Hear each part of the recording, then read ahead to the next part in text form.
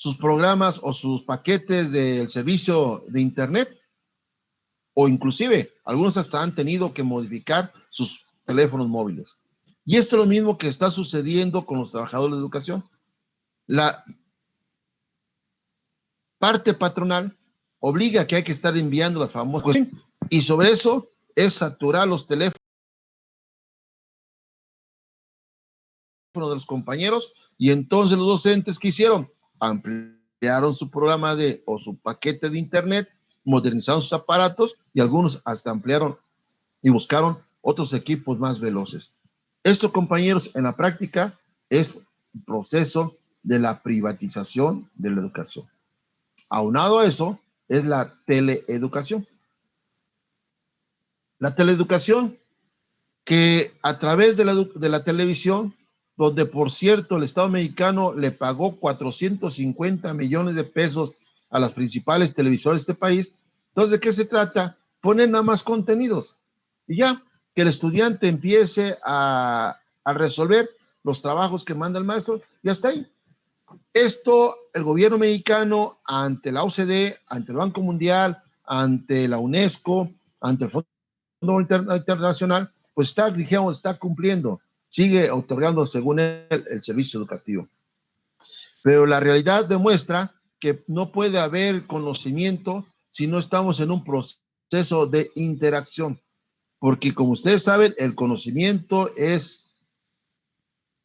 se construye de manera social, es generado por la interacción maestro-alumno, alumno-alumno, o inclusive maestro, padre, familia, estudiante. Es el proceso real. Entonces, ¿qué han considerado los alumnos? Pues nada más como simples receptores. Son receptores y no sabemos hasta dónde proceso del dominio del contenido educativo se pueda dar. Entonces, esa es la cuestión importante, donde nosotros tenemos que insistir cómo defendemos la educación gratuita. Otro elemento, hablar de la educación científica. Hablar de la educación científica es cómo restablecemos los laboratorios en las escuelas, cómo generamos la experimentación científica, que algún día aspire a tener un país independiente, un país soberano, y que hoy rompamos ese control que obliga a importar el 60% de la alimentación nacional. La gran extensión territorial que tenemos, casi 1.970.000 kilómetros cuadrados, más la cuestión de las 20 millas marinas, o sea, los recursos agrícolas y acuáticos, no permitiría, bueno, con una política real de buscar el beneficio de la población, no permitiría importar alimento extranjero.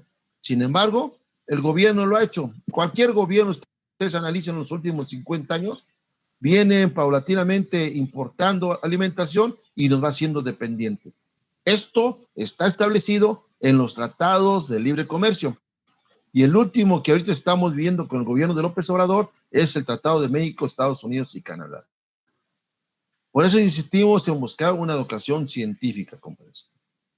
Otro elemento es hablar de la educación democrática. La educación democrática implica entonces que se abran las puertas de todos los niveles, que al niño, o mejor dicho, al estudiante, al alumno, se le permita ingresar de preescolar y se le garantice llegar al nivel superior. ¿Por qué esto es posible, compañeros? Porque existen los suficientes recursos nacionales. Sin embargo, lo que ha hecho el Estado mexicano con esa comisión del examen único, la COPIMEMS, o la situación de la educación universitaria, donde se impone un examen para ingresar, entonces eso implica entonces que finalmente la educación no es tan democrática. En la reforma al artículo 3 del año 2019 con el actual presidente, se habla de que según la educación superior es gratuita y han hecho creer, que la educación superior es obligatoria. Y han hecho creer que ya cualquier estudiante puede ingresar a la universidad, pero de inmediato, en la misma redacción del párrafo, la misma fracción, dice que tiene que cubrirse los requisitos de ley. Esto está ratificado en la Ley de Educación Superior que recientemente se publicó. ¿Cuál es la cuestión importante? el control, restricción a los estudiantes, porque quien aspire a estudiar una universidad implica entonces que deba presentar un examen. Y ustedes saben que un examen finalmente es el recurso para eliminar a bastante compañeros. Esa es la cuestión importante. Bueno, esto es lo que corresponde al trabajador consciente que lucha vinculado al pueblo por la defensa, insistimos, de la educación gratuita, científica y democrática. Y hay un elemento más que tenemos que agregar, compañeros: la laicidad de la educación. La educación debe ser laica. No se debe de permitir la intromisión del clero político en los asuntos educativos. Y sin embargo, en México se permite. Nada más veamos la cuestión de la reforma. Tal vez unos compañeros decían, ¿cómo se va a permitir esta cuestión de la educación? Pues recordemos que con la reforma del año 92 de Carlos Salinas de Gortari, a partir de ahí, otra vez se estudia la historia universal y nacional, manejando los criterios de antes de Cristo y después de Cristo. Y esto, lógicamente, es un elemento religioso, compañeros. Pero bueno, por otra parte, lo que atañe directamente al trabajador de la educación. Ese es un proceso importante que nosotros tenemos que tener claro en este proceso de trabajar, de ir reeducándonos política e ideológicamente.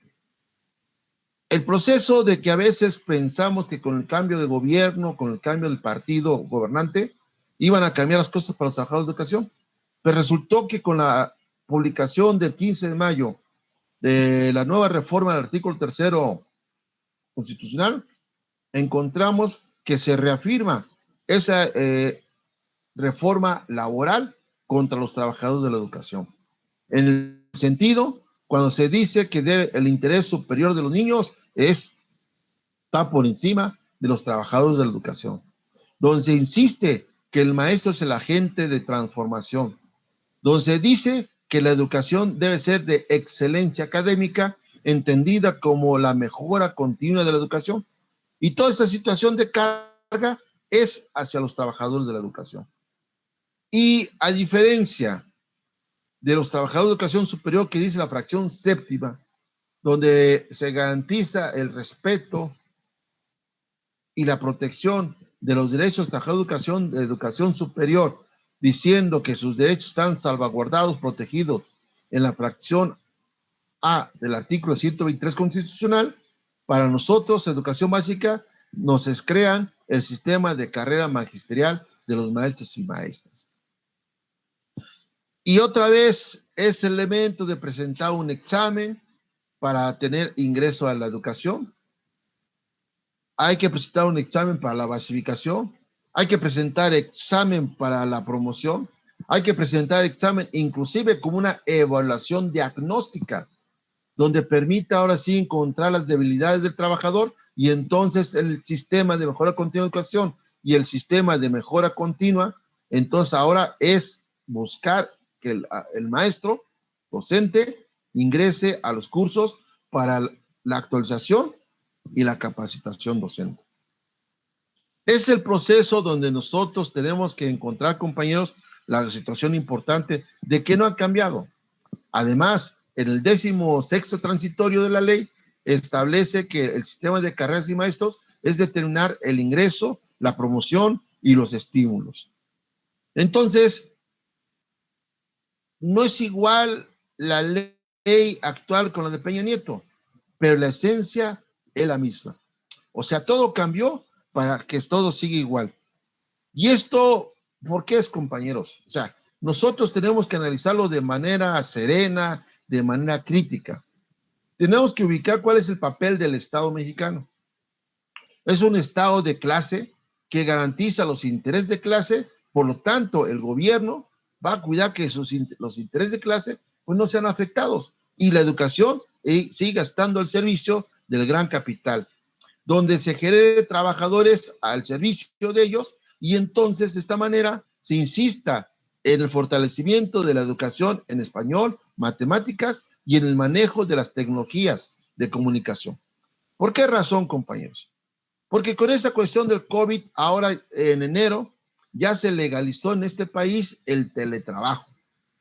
El teletrabajo consiste en manejar un equipo digital, sea teléfono, sea tableta, sea computadora.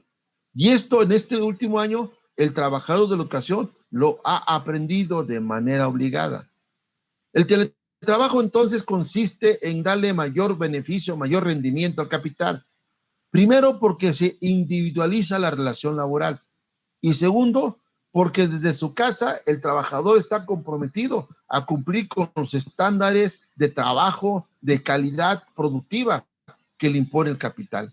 En este caso, concretamente, representado por el patrón. Y entonces, aunque el artículo 330E, con sus fracciones de la Ley Federal del Trabajo, y repito, que fue modificado el 11 de enero de este año, diga que el trabajador tiene derecho a la desconexión, hablando de la educación, que el trabajador debe de recibir un equipo digital para su trabajo, o sea, cómputo móvil o tableta, que debe tener de recibir del patrón una silla ergonómica para que esté trabajando cómodamente en su jornada de trabajo. Nada de eso es, compañeros. Y el docente entonces ahora recibe una invasión a su privacidad personal, familiar, donde tiene que trabajar las 24 horas, los 7 días. Porque hay una sobrecarga, hay una presión a los trabajadores de la educación, donde muchos por lo menos ya tienen hipertensión, han tenido derrames oculares, por lo menos, digo, son los males sencillos. Otros, esa presión la han resentido en la cuestión estomacal, en dolores de cabeza intensos, ¿eh? Hay una situación de sobrecarga del trabajo. ¿Y esto por qué razón, compañeros? Porque ya dijimos, el gran capital financiero, no deja pasar nada, compañeros. Ustedes vean cómo te dicen, quédate en casa, no salgas, y toda la cuestión empresarial, ellos salen, ellos se reúnen, y los grandes capitalistas como Bill Gates, el dueño de Microsoft, o el señor Jeff Bezos, que es el dueño de Amazon, van acumulando grandes capitales, mientras el trabajador sigue recluido en su casa. Todo este proceso, entonces, importantes, compañeros, es donde nosotros tenemos que trabajar cómo nos reeducamos políticamente, cómo aprendemos a trabajar de manera organizada, colectivamente, no colaborativamente. El concepto del trabajo colaborativo, el trabajo en equipo, esos son conceptos que vienen de Japón y que lo aplica la Toyota. La Toyota o el llamado toyotismo va generando los equipos de trabajo, donde se integra trabajadores de gran experiencia y trabajadores de media y nobles para generar equipos de producción y por lo tanto se incremente la calidad y la mayor productividad. Entonces, cuando nosotros hablamos del trabajo colectivo, aprendemos a organizarnos colectivamente, es que tenemos que partir de un elemento central. ¿Cómo generamos la unidad? La unidad de los trabajadores de la educación, la unidad de estudiante con maestro, la unidad con padre de familia y maestro. Ahí está el reto, compañeros. Y este reto se va a dar porque tenemos entonces que identificar nuestros intereses como asalariados de la educación con el conjunto de la población. Porque hay que partir que el padre de familia no es un sector de clase. El padre de familia responde a que es un desempleado, es un obrero, es un campesino, es un pequeño comerciante, en fin, es un sector subempleado en general. Tenemos que buscar esa cuestión, esa identidad. Yo no le llamo empatía, porque es un concepto un tanto ya más académico. Si hablamos de esa identidad, esa identificación de clase trabajador con los trabajadores. Es ahí donde empezamos a construir la unidad, compañeros. El segundo elemento es cómo avanzamos en nuestra organización. Y la organización nos lleva entonces, si ya identificamos nuestras necesidades, nuestras demandas, ¿por qué vamos a luchar? Pues lógicamente tenemos que organizarnos para definir de qué manera vamos a buscar la solución de este problema. Es ahí donde generamos inicialmente un plan, un pliego petitorio, un plan de acción, donde definimos hacia dónde vamos a empezar a tocar las puertas, donde sabemos que primero tenemos que ir con el oficio para ir generando antecedente, para ir reeducando al pueblo, que esos señores representantes del llamado pueblo, de los parlamentarios, diputados, que por cierto ahorita está la campaña tremenda, en este momento donde se van a definir los 500 diputados para la 65 legislatura, veamos cuántas promesas hacen los diputados de siempre, pero que el pueblo siempre va a quedar igual, compañeros.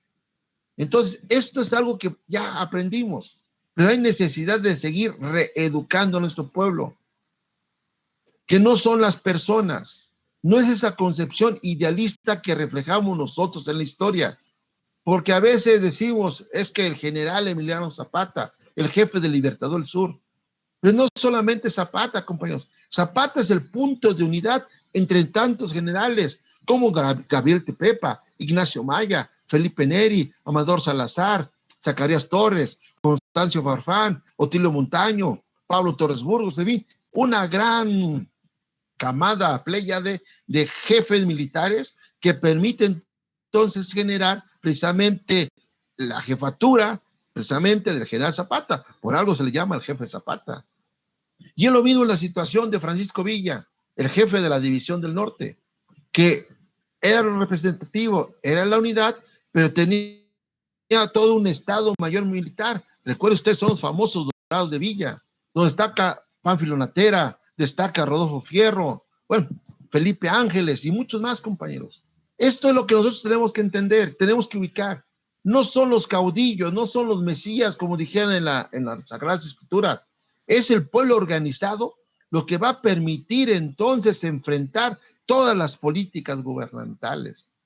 Y dirían ustedes, bueno, ¿y cómo lo vamos a hacer, compañeros? Pues ya lo hicimos, nada más ustedes, ¿cuántos de nosotros aquí que estamos por lo menos viendo nombres aquí de cuestión, cuántos de nosotros participamos en las jornadas de lucha 2013? 85, 87 días de movilización. Nosotros la frenamos con la movilización de masas. Esa es una cuestión importante. Y nosotros tenemos que recordar a los militantes de la CENTE, los militantes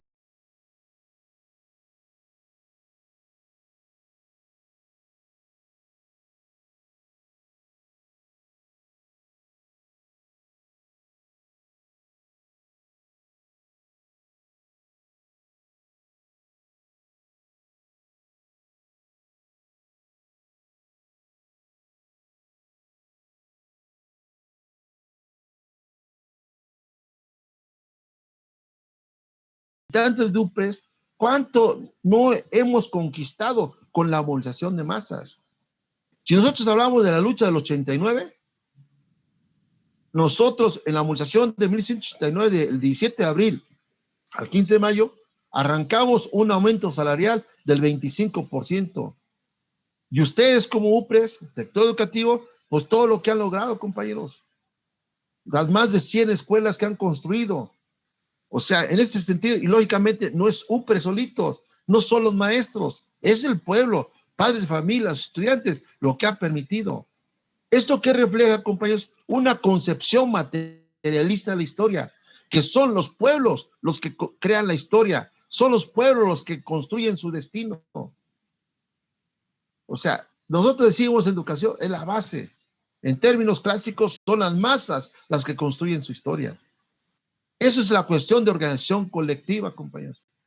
Por lo mismo, en este proceso de organización, de unidad, de organización, pues tenemos que buscar que la dirección también responda a los intereses de los trabajadores. Y esta misma dirección tiene que impulsar entonces la combatividad de las masas.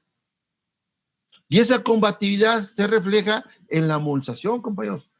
Hay que partir que la movilización no siempre es la marcha, no siempre es el plantón, no siempre es el bloqueo. Hablar de la movilización implica cómo nos vamos organizando. ¿Cuántos compañeros activistas salen a las casas, salen a las colonias a organizar a la población? Es parte de la movilización, es parte del activismo político.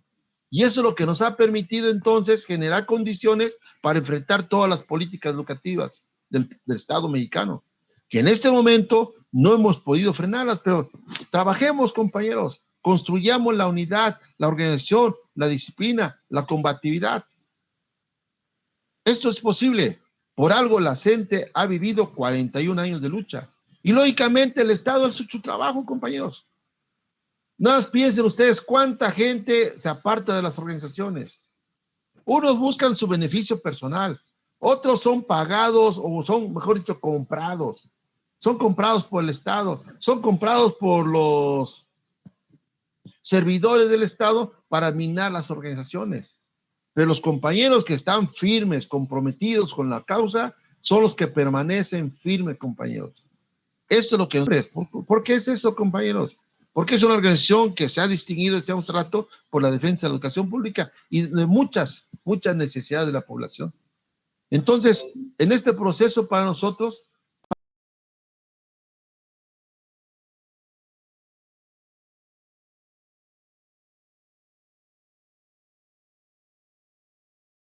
partimos de la cuestión importante de cómo reactivamos nuestras instancias. He ahí donde precisamente partimos ahora entonces, definido este compromiso de clase, definido esta nueva concepción del magisterio. Esto es una cuestión importantísima, compañeros. El maestro siempre va a estar en un dilema.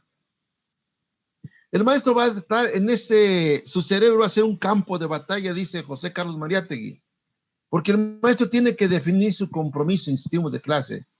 ¿Sirve al poderoso? ¿Sirve al explotador? ¿Sirve a la clase dominante? ¿O se vincula con el pueblo? ¿Y eso qué implica? Pues asumir un gran compromiso de lucha, compañeros.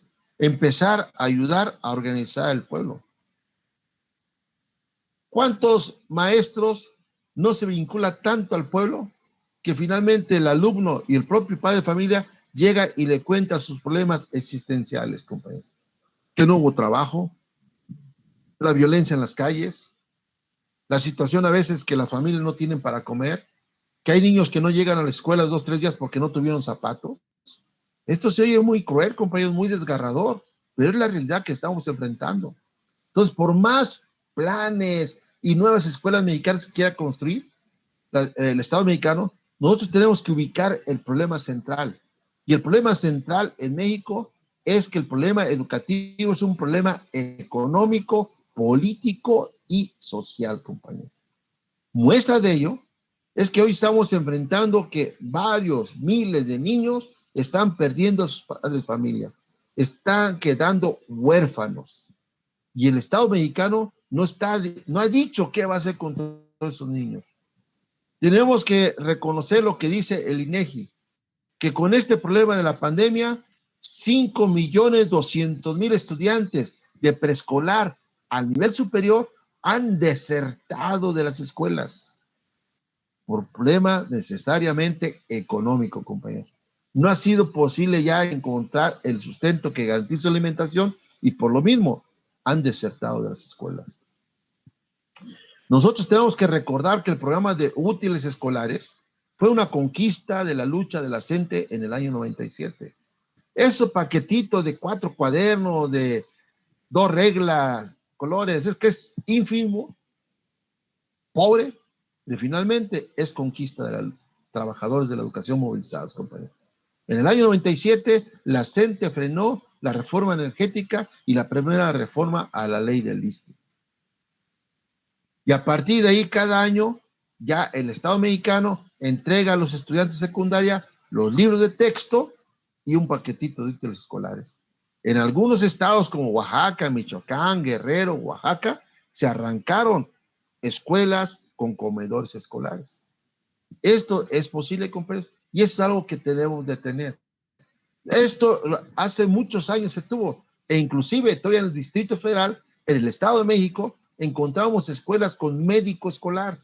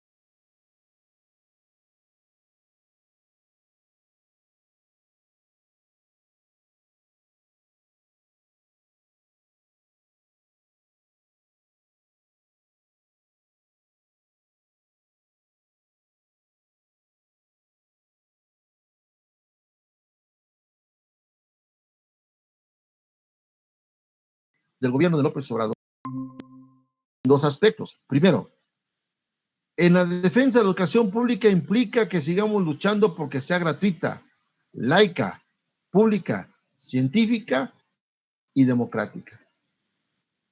En el caso de los trabajadores de educación, tenemos que estar luchando por la defensa del empleo. ¿En qué sentido? Primero, exigir que el ingreso al servicio docente restablezca o recupere la plaza de asignación automática a todos los normalistas del país, principalmente de las escuelas públicas, en primer lugar. En segundo lugar, implica que se tenga la plaza base como lo determina la ley, a los 6 meses, un día, compañeros. ¿Qué implica tener plaza base?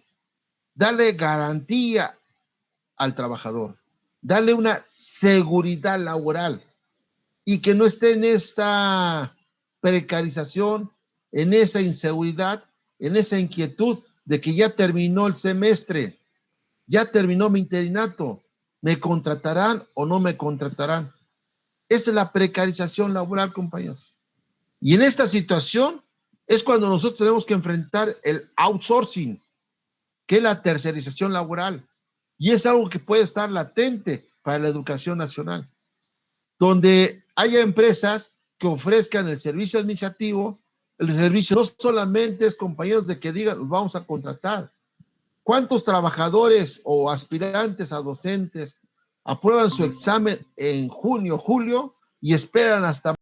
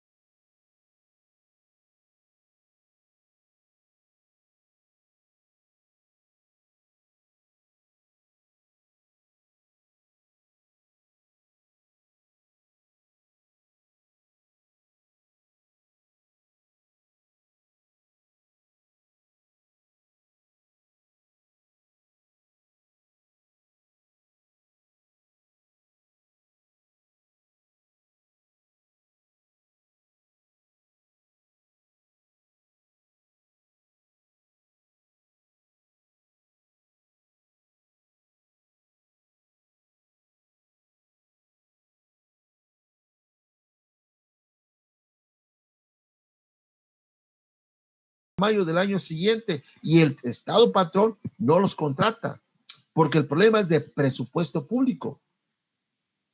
Y entonces, al no ser contratados, tienen que volver a presentar otro examen, compañeros.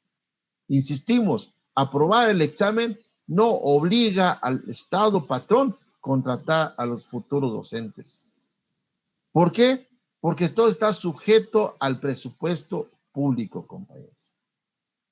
Ahí está el gran problema que tenemos.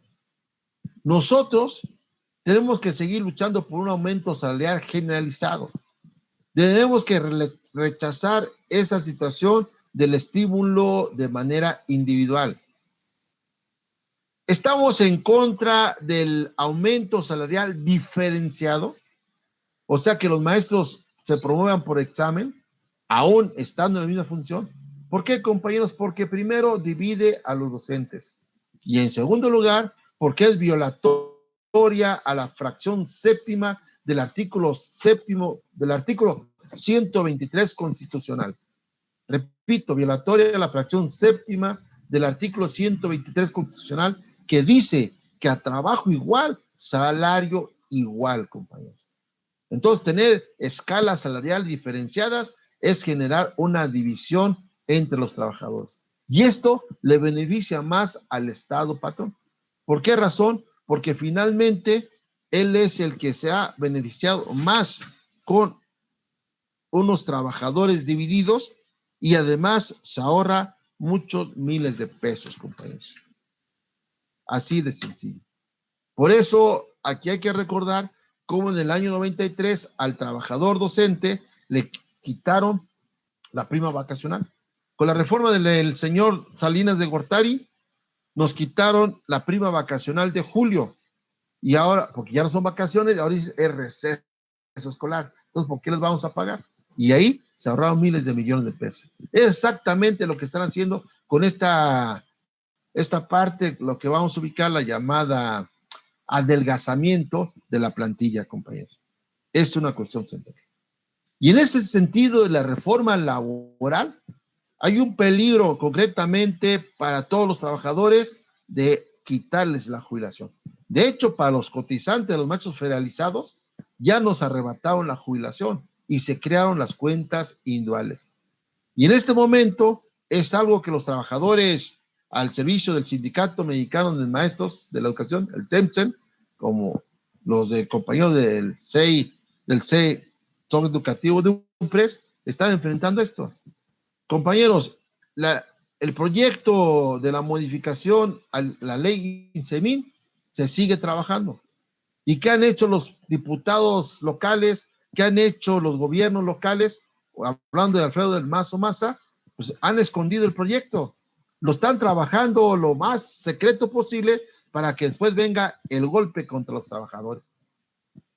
¿Cuál es la cuestión esencial, compañeros? Se incrementan los años de servicio y se le incrementan las cuotas a los trabajadores. Y entonces se busca cómo usar el ahorro de los trabajadores para los diversos proyectos del gobierno, para cubrir deudas del gobierno. Un elemento importante.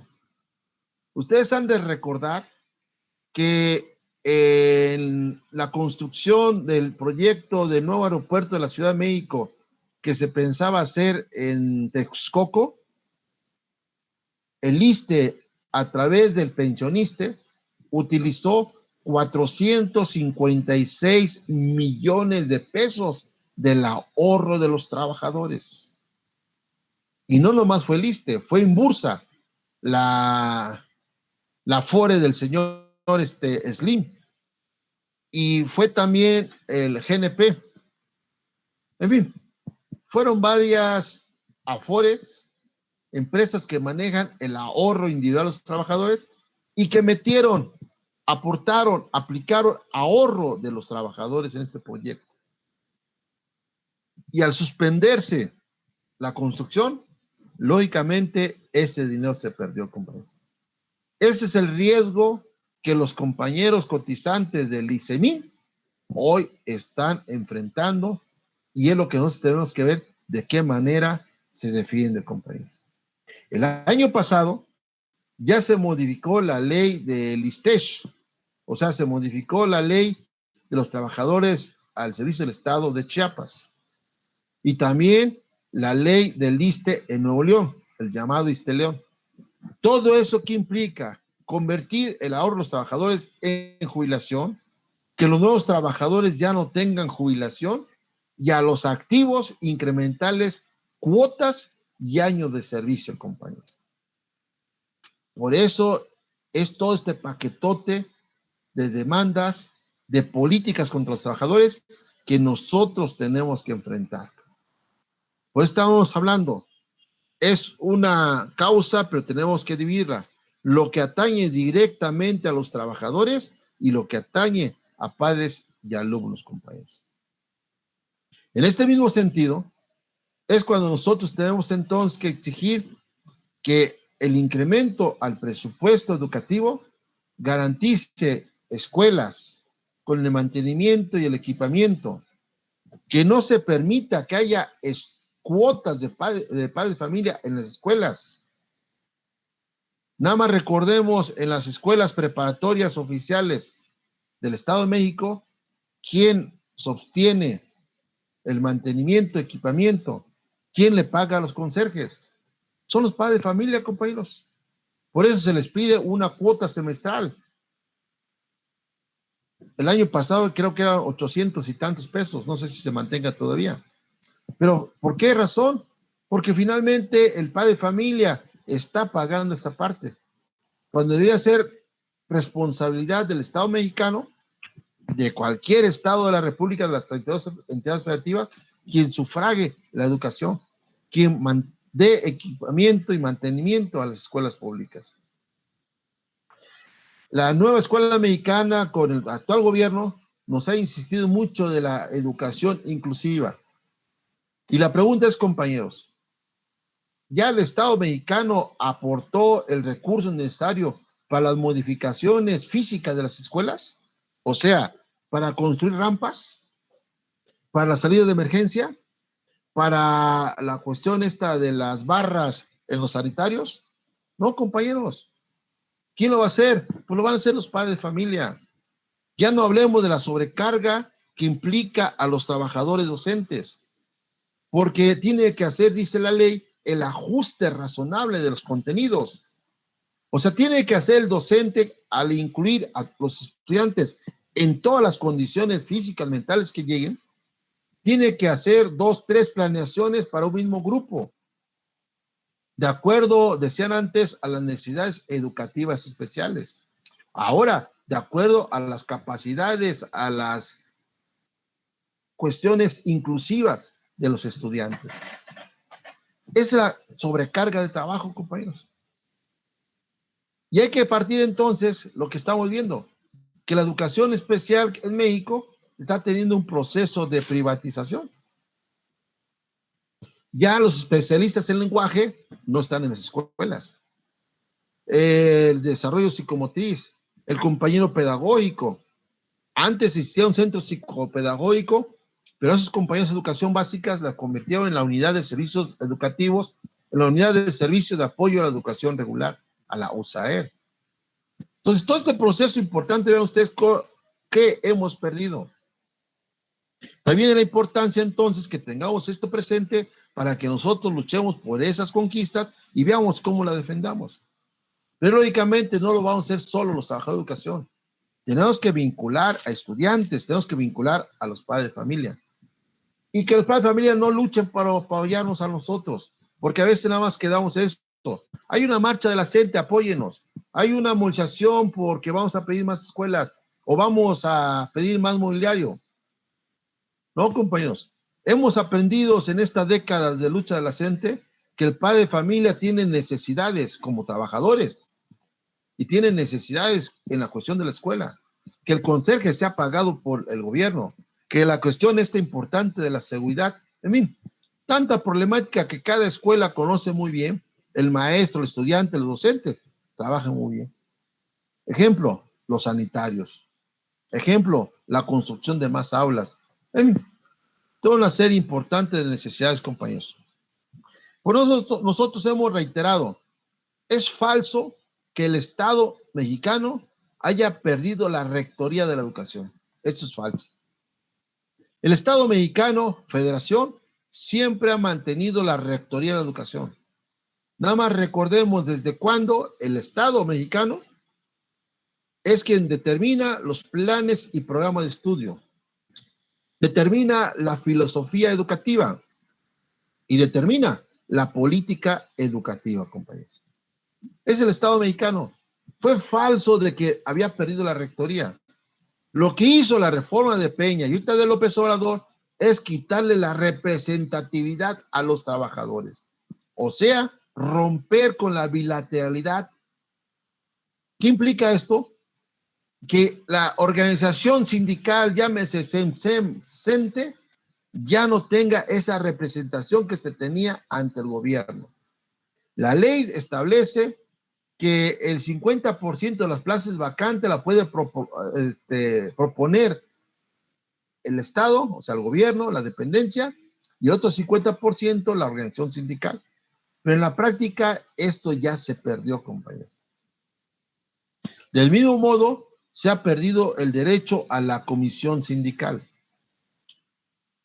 La comisión sindical es que permitía a X compañeros acudir a una comisión sindical y posteriormente reintegrarse. Es cierto que el charrismo sindical mantuvo cierto clientelismo a través del otorgamiento de plazas. Es cierto que es el charrismo sindical quien vendió plazas, que corrompió a trabajadores, que son los mismos funcionarios educativos los que venden la plaza, o por lo menos se confabulan en un contubernio político con el charrismo sindical. No importa, CENTE, bueno, cualquier organización sindical. Así ha sido, compañeros.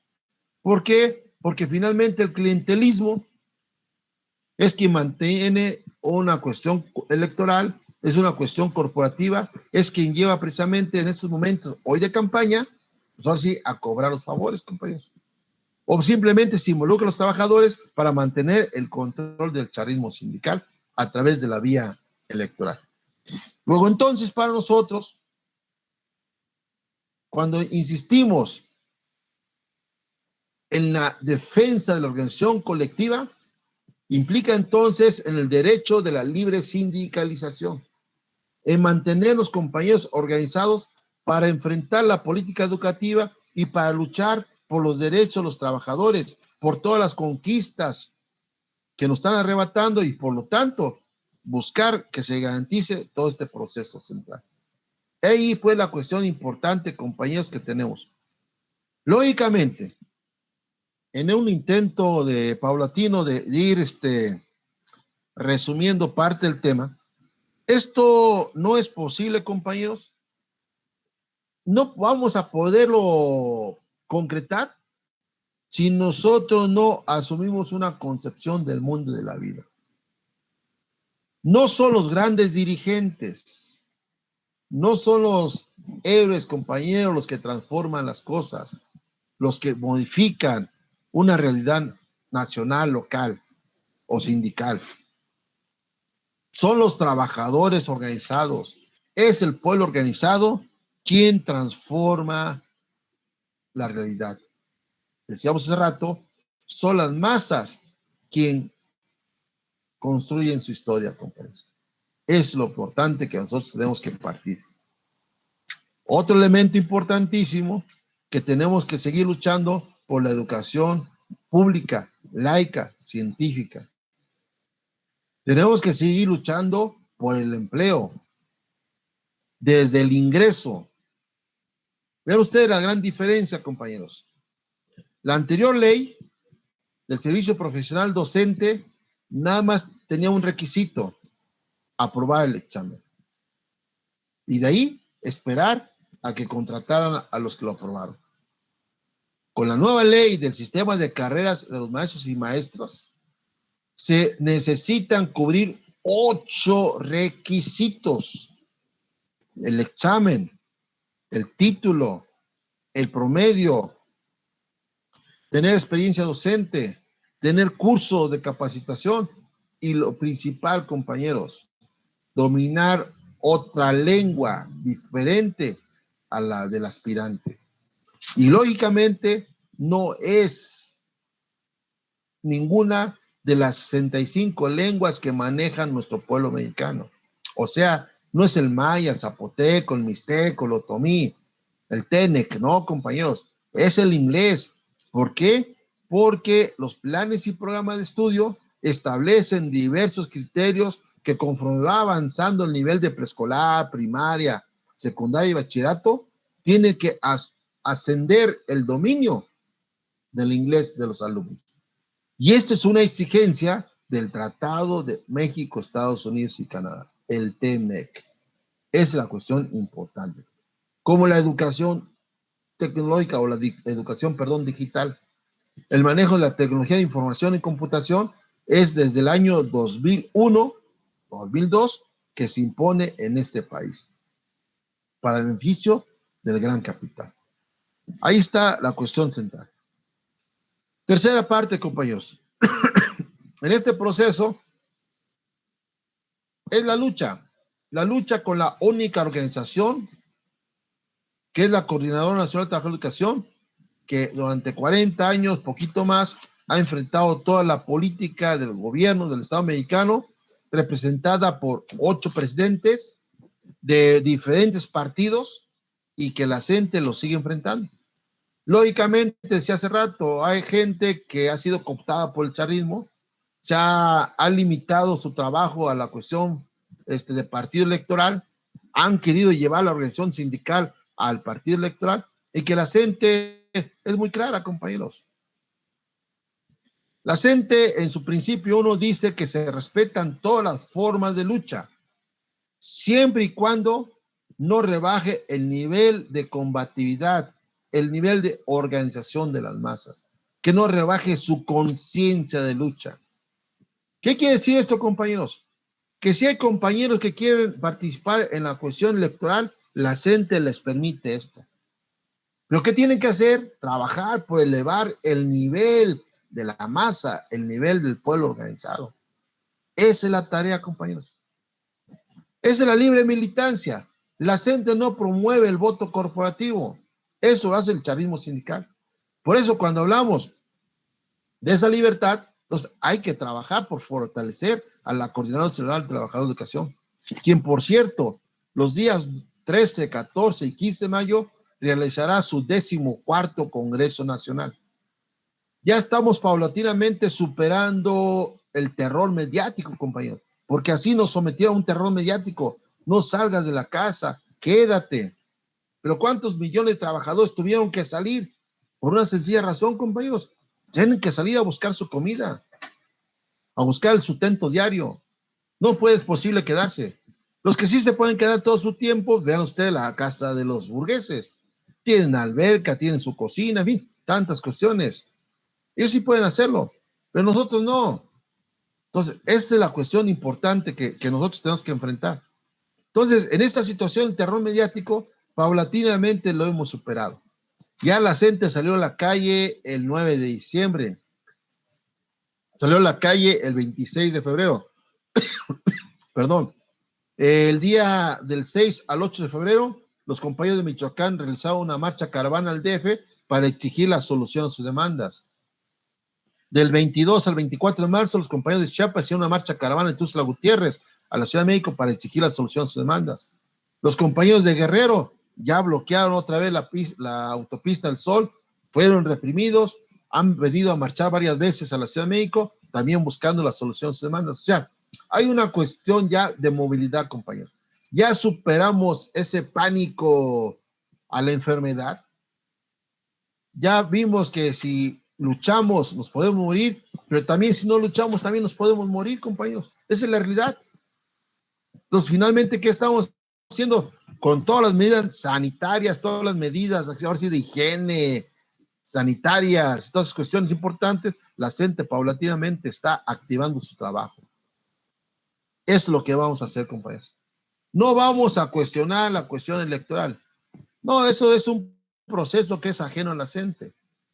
Pero sí queremos entonces fijar los términos que quien llega y nos hacen creer a la masa, hacen creer al pueblo en general, de que la gente tiene representantes en los congresos de la Unión. No, la gente jamás ha tenido representantes. Ni siquiera hoy presenta la Comisión de Educación Adela Piña Bernal y otros más, no. Ellos llegaron ahí a sus puestos parlamentarios, pues porque militan en un partido. Pero lo importante para nosotros es que el 14º Congreso Nacional debe reorganizar a la masa, debe organizar a los trabajadores. Tenemos que recuperar el activismo político, compañeros. ¿Y qué vamos a concretar? Un pliego petitorio y un plan de acción nacional, compañeros. ¿Por qué? Porque ustedes saben, los directivos, los charros del CENTE, sí, nosotros a los dirigentes propatronales, ellos hicieron su pliego petitorio, ya se lo entregaron a los gobernantes. Pero lógicamente no hay un plan de acción. O sea, no involucran a la base de trabajadores. Es la gran diferencia con la CENTE.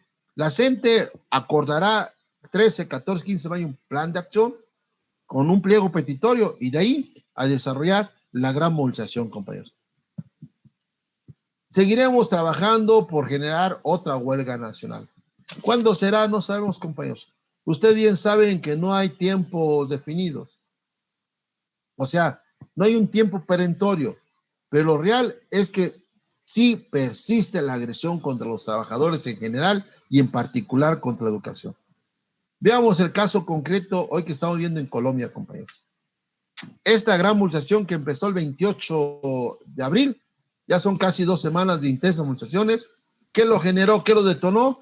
La carga tributaria, o sea, una reforma fiscal donde quieren aumentarle impuesto a muchas cosas. donde se ha recortado el presupuesto, compañeros, en educación, en salud y vivienda.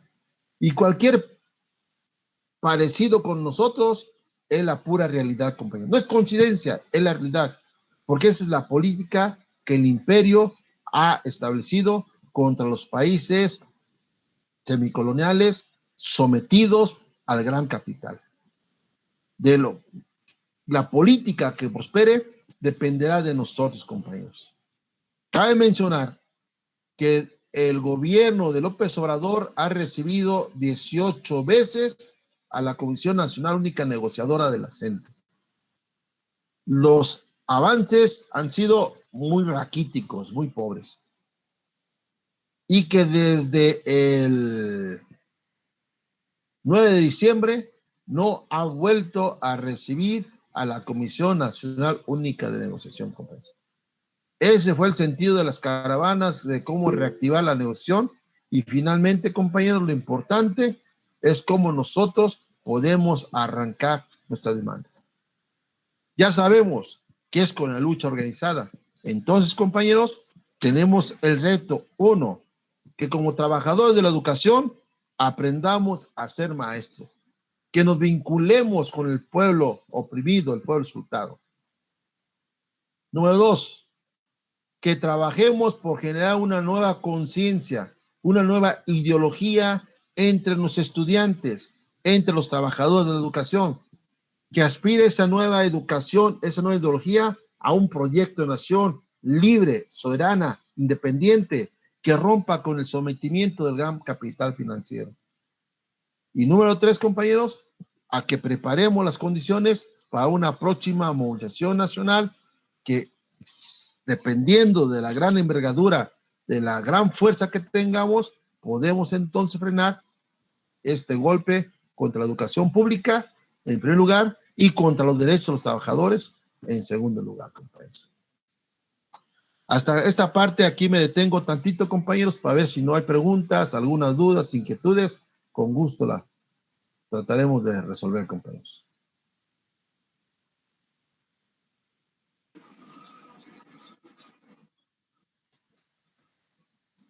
Bien, compañeros, pues en el chat no hay ninguna pregunta, comentario. Si gustan hacerlo, hay una diversidad de puntos que señaló el compañero Alberto del Canto, y uno de ellos es referente a la seguridad social, que ya nos está afectando simplemente por la mala calidad de los servicios médicos que otorga el ICEMIN. ¿Quién quiere tomar la palabra?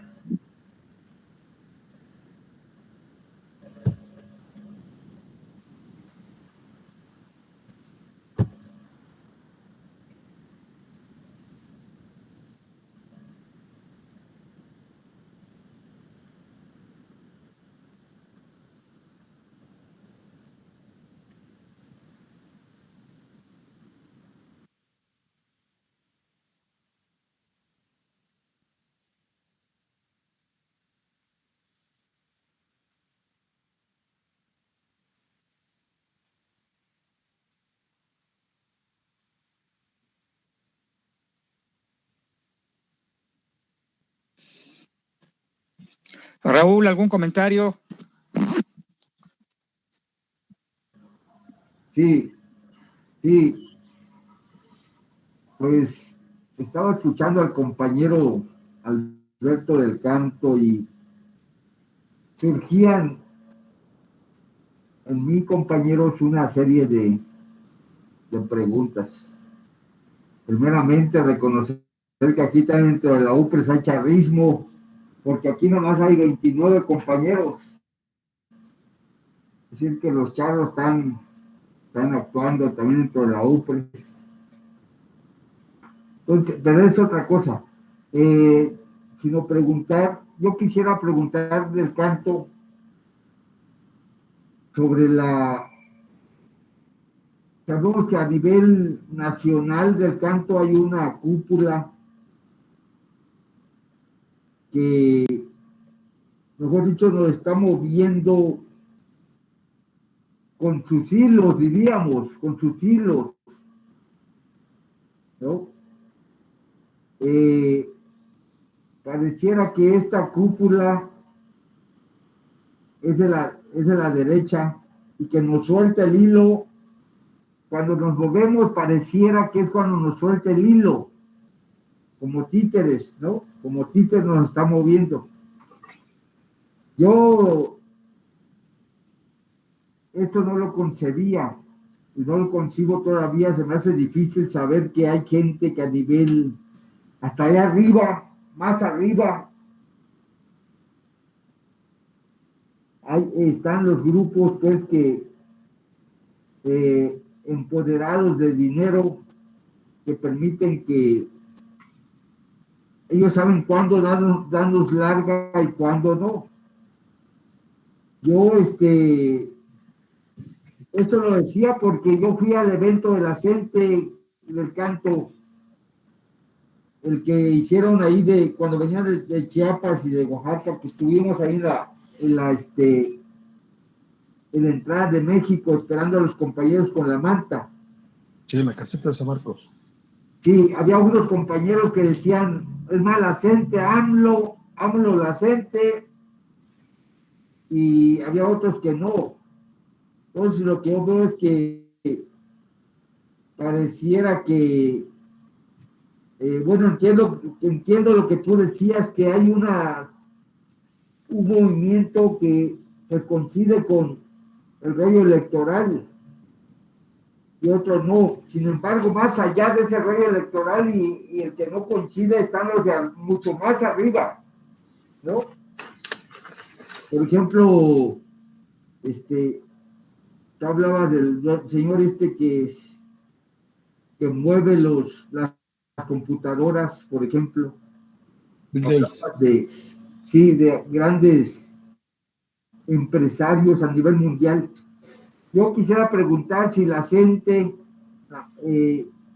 digo porque en ese evento que hicimos ahí esperando a los compañeros de Puebla para acá, yo decía que si la gente no le estaba jugando, o la UPRES o cualquier otro de nosotros le está jugando al ensarapado con el asunto de Andrés Manuel, por ejemplo, ¿no? Andrés Manuel o la otra burguesía existente aquí en el país. Digo porque bueno, ya sabemos que hay diferentes fuentes, tú lo decías, hay diferentes pensamientos, diferentes concepciones, pero yo digo que hay la alianza con Obrador de la gente, porque se dio esa alianza. ¿Hasta dónde va a llegar Del Canto? ¿Hasta dónde yo me pregunto? ¿Hasta dónde llega? ¿No? En algunos grupos y en otros, porque sabemos que algunos grupos, ya decíamos, están con Obrador, otros grupos no. Sin embargo, es importante saber qué vamos a hacer aquí. Tú denunciabas abiertamente que la actitud de este gobierno. Sería importante también caracterizarlo a este gobierno para que nos permita saber lógicamente hasta dónde la gente va a actuar. Porque digo, hay muchos diputados de la gente ahí. Yo no entiendo cómo, habiendo diputados de la gente, dejaron pasar la ley, ¿no? La ley esta de promociones y todo el rollo. O hasta antes llegó el acuerdo y después ya no llegó el acuerdo, ¿no? Entonces, esas serían dudas que yo tengo, que se me metieron ahí en el evento, porque vi divisiones ahí, ¿no? Vi divisiones, y las existen. Sin embargo, esas dudas, pues, permean mucho en la gente. ¿Cómo está ese rollo, no? No sé si me pudieras contestar del canto. Digo, porque aquí en la UPRES hay charros, ya te das cuenta que hay charros. Hay 29 aquí, mira, 29 gentes. Y aquí no somos 29, somos miles en la UPRES. Entonces, Bueno, ¿me permites? sí, te permito el canto. Mira, bueno, yo creo que cuando se pone aquí lo de la formación política, no sé, a veces se pensó la cuestión de esta que decíamos hace rato, finalmente es una cuestión política.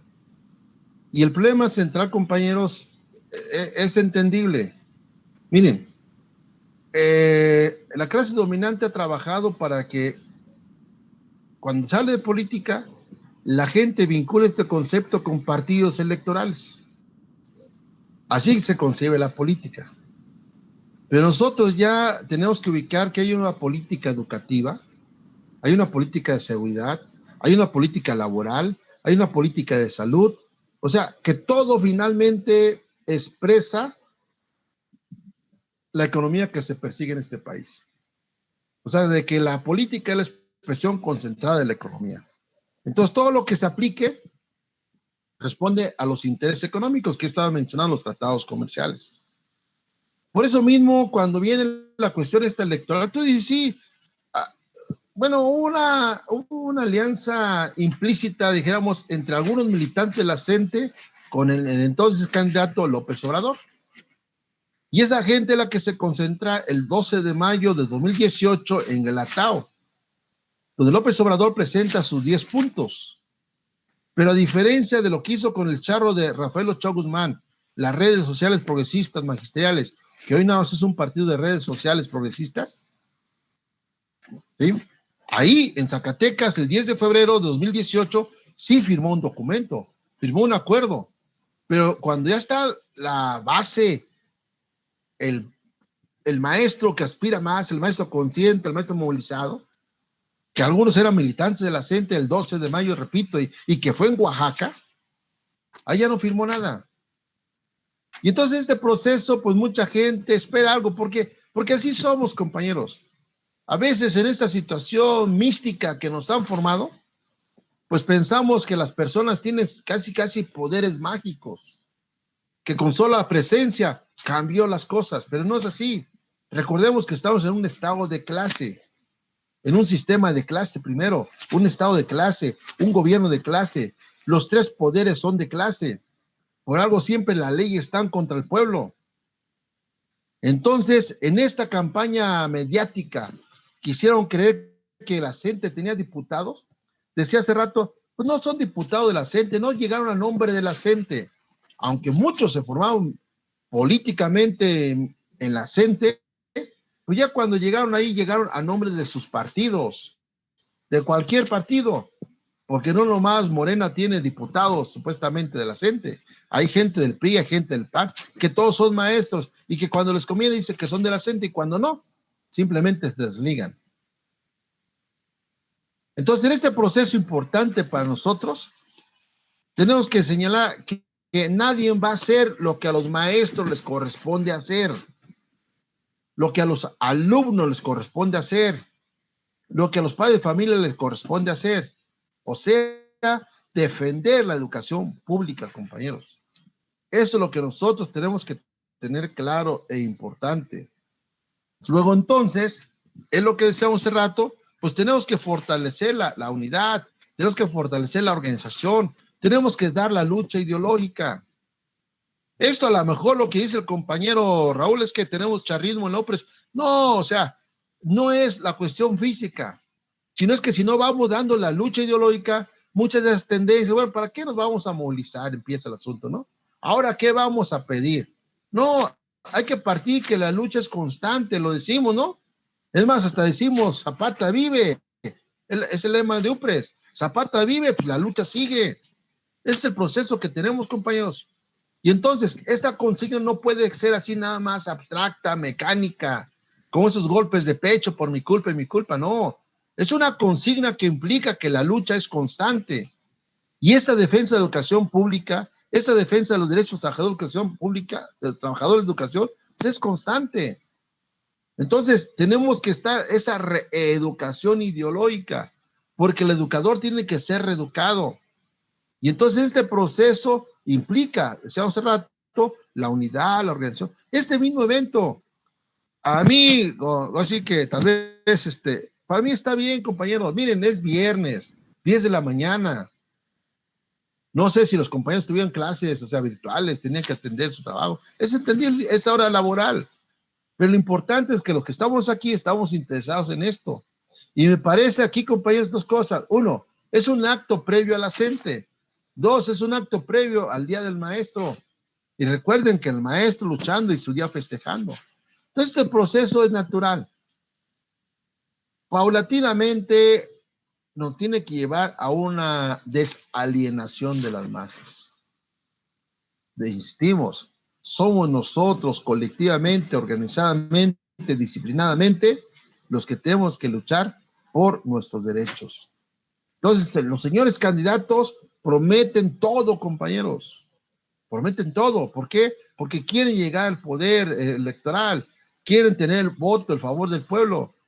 Pero ya llegando, es como dice el plan de Ayala en el artículo 5. Hay muchos que se dicen redentores del pueblo, pero cuando llegan al gobierno se convierten en los verdugos del pueblo. Eso es natural. Pero entonces nosotros tenemos que partir de esto, de que llegue, los derechos se defienden.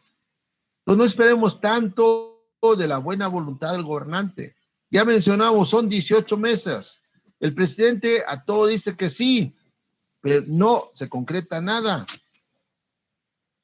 Es más, todavía tenemos compañeros cesados que no han podido resolverse su situación de más de 4 años de cese.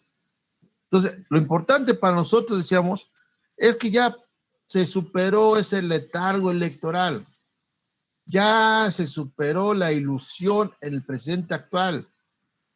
Ya comprobamos que está respondiendo a los intereses de los, dice él, de los neoliberales. El presidente en turno desde el 21 de diciembre, 21 de marzo dijo que ya no hay neoliberales. Y sin embargo, estamos viviendo el horario de verano, que es producto de los acuerdos neoliberales. Ese es un elemento, es uno de los tantos ejemplos, compañeros, que nosotros estamos enfrentando. Entonces, ¿qué implica? Ubiquemos el enemigo, fortalezcamos nuestra organización, elevemos nuestro nivel de conciencia, elevemos nuestra convicción y combatividad, compañeros. Y la jornada de lucha próxima tiene que ser mejor y superior a las que hemos tenido, compañeros. En este proceso ya nos identificamos con UPRES desde el 13. En 2016 coincidimos con los compañeros de otra parte sindical del CEMCEN, que son los compañeros de Moresi, el Movimiento de Reconstrucción Sindical.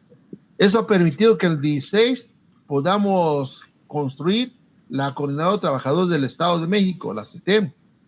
Recuerden que mañana, 8 de mayo, tendremos nuestro congreso, segundo congreso ordinario, en las instalaciones de la sede nacional del CENTE, o sea, ya en Belisario Domínguez, número 32, en el tercer piso, auditorio 17 de abril. Todo esto, compañeros, lo tenemos que discutir mañana. ¿Cómo mejoramos nuestra organización? ¿Cómo preparamos las condiciones para la jornada de lucha? Esto no es eterno. El pueblo dice, no hay mal que dure 100 años ni cuerpo que lo aguante. Bill Gates dice que hasta el 2022 recuperaremos la normalidad. Pero vean ustedes cómo en los tiempos electorales, ya ahora sí ya estamos en semáforo amarillo, hablando del Estado de México.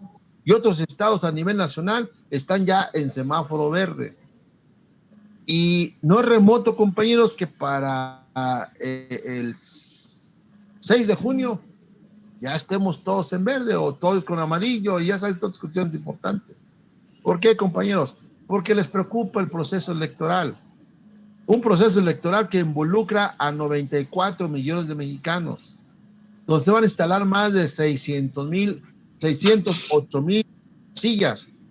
Pero lo importante, compañeros, se van a gastar más de 7,159 millones de pesos.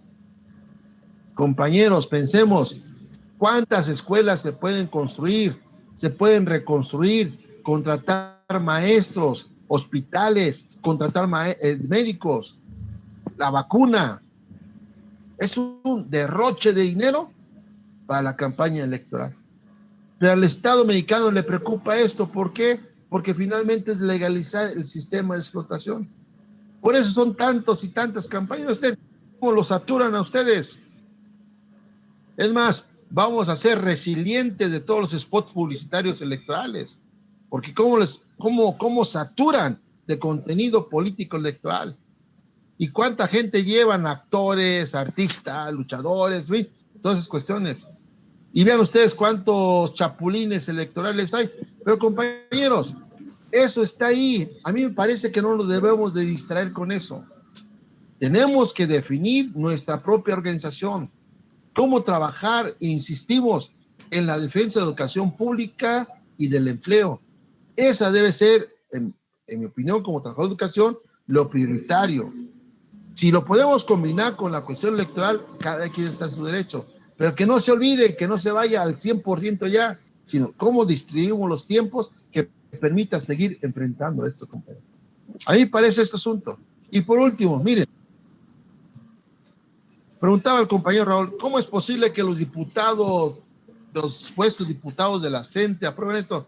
Compañeros, las comisiones trabajan, los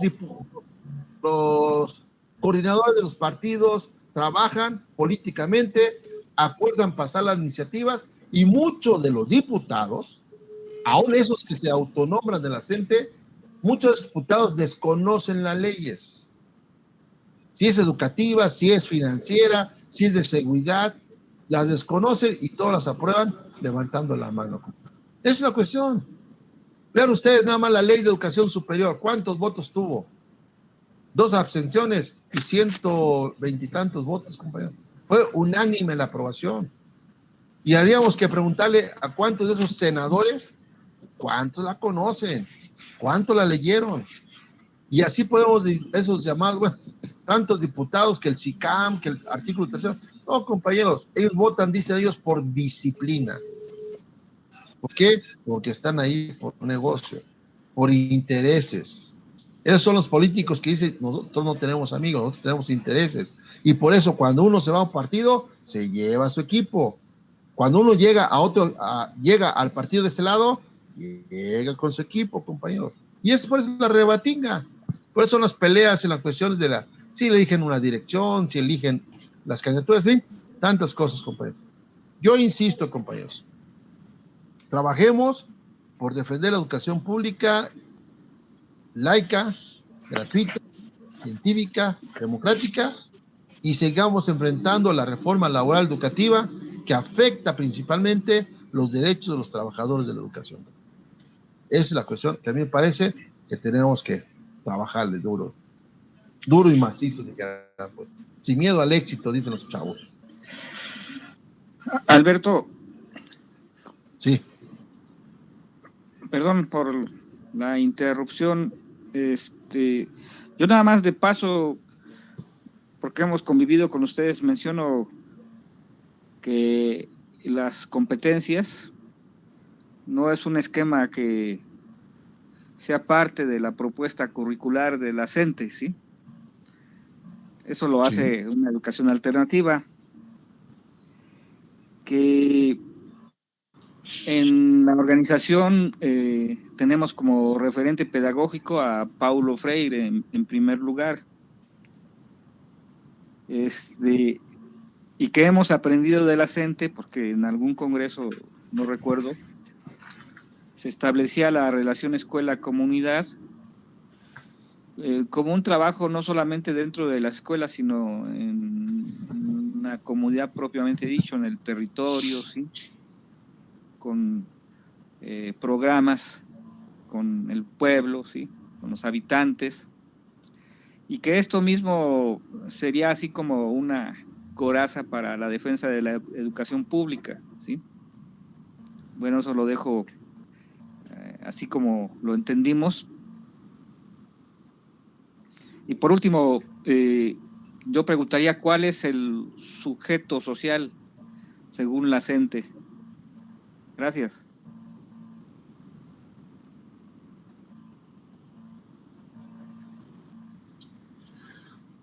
Las competencias es el criterio de la OCDE. Esa es la cuestión. Las competencias son las capacidades, las habilidades, actitudes, aptitudes que deben desarrollar los educandos. Y lógicamente eso hay que trasladarlo al campo de la producción.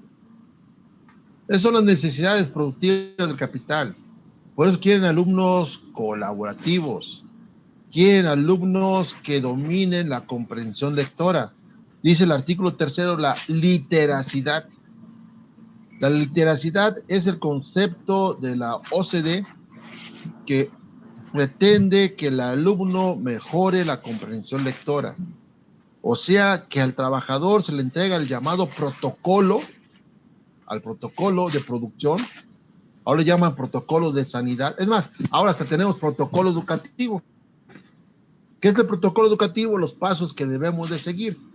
Y entonces, con la cuestión esta de la virtualidad, ahora con la cuestión esta de que hay que cuidar la naturaleza, el medio ambiente, pues ya nos entregan un material impresos. Ahora todo es digital. Entonces, esa cuestión importante es lo que se plantea. Y cuando la gente habla del sujeto histórico-social, pues no es más que el hombre nuevo, o sea, el nuevo alumno, el nuevo docente, el nuevo trabajador que aspira a transformar su realidad. Pero a veces se busca y se rebusca, se define en términos académicos, pues. O sea, el proceso, a veces dicen de la educación dialógica, problemas dilemáticos, en fin, tantas cosas. Nosotros tenemos que considerar el hombre nuevo, es el compañero, el alumno, que ya generó una nueva concepción del mundo y de la vida, que comprendió la necesidad de la unidad y la organización del pueblo, que está rompiendo con la alienación de la ideología de la clase dominante, que no esperemos a que vengan los grandes hombres a cambiarnos. Eso, insisto, es la educación idealista. Por eso tenemos todo un santoral laico, el prócer de la democracia, el varón de las cuatro ciénegas, en fin, tanta gente que la clase dominante, a través de la educación, se ha encargado de magnificar y de mixtificar. Es el rollo. Por ejemplo, el caso de Lázaro Cárdenas, o el mismo caso de Venustiano Carranza, el caso de Madero, que los de la democracia hay que impulsar los derechos y la cuestión del pueblo y la nacionalidad. Y ustedes vean, Madero, Carranza, entregados al capital internacional. Cárdenas no modificó gran cosa. La llamada educación socialista de Cárdenas era una educación para el trabajo. Lo mismo que está planteando el actual gobierno, pues. El pensamiento crítico no es para transformar la mentalidad y la realidad de los estudiantes.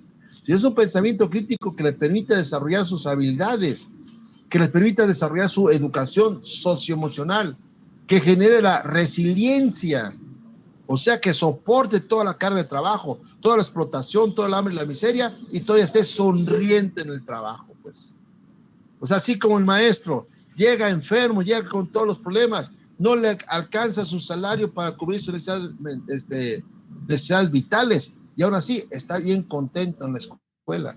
No enfrenta al director que es parte del engranaje del Estado y del charismo sindical, no, sino que esté contento, compañero, que no se dedique, decía, a la educación.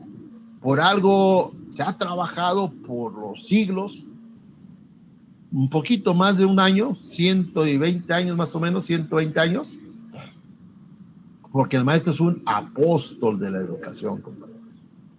Esa es la mentalidad que se ha trabajado, ¿sí?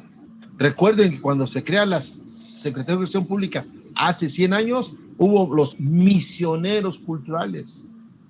Y las misiones culturales, pues lógicamente se resignan a ver cuánto les pagan. Es como los compañeros del Consejo Nacional de Fomento Educativo, CONAFE.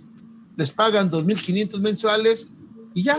El pueblo se encarga de darle hospedaje y alimentación y ahí se encarga el promotor educativo, supliendo una plaza de maestro. Entonces, cuestiones importantes.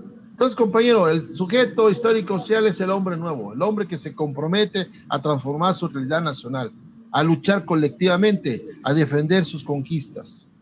Es lo que nosotros tenemos que partir. Y así explicado, por compañeros, es entendible. El problema concreto es que a veces nosotros, pues se retoma el discurso oficial, las competencias. En Francia le llaman adquisiciones. Decimos neoliberalismo para no hablar de imperialismo, para no ser claros, precisos.